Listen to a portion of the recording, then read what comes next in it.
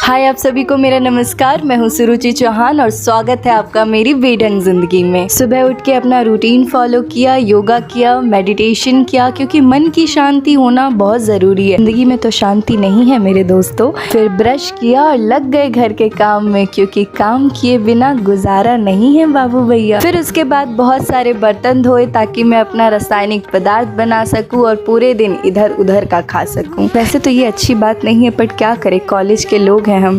फिर पोछा लगाया और निकल पड़े नहा धो के कॉलेज की तरफ। यहाँ मेरे दोस्त की बाइक पंचर हो गई थी, बेचारा बहुत मजदूरी कर रहा था। और देखो, मैंने कहा था ना, पूरे दिन की शुरुआत चाहे मैं कितनी भी अच्छी कर लूँ, मेरा दोस्त मुझे जंक फूड खाने के लिए इन्फ्लुएंस कर ही देता है। संगति का असर पड़ता है मेरे दोस्तों। घर आके मैंने कविता की प्रैक्टिस की। और रुको रुको, आगे आने वाली प्रजाति को देख के डरना नहीं। That's all for the day. मिलते हैं अगली बार अगले व्लॉग में। बाय।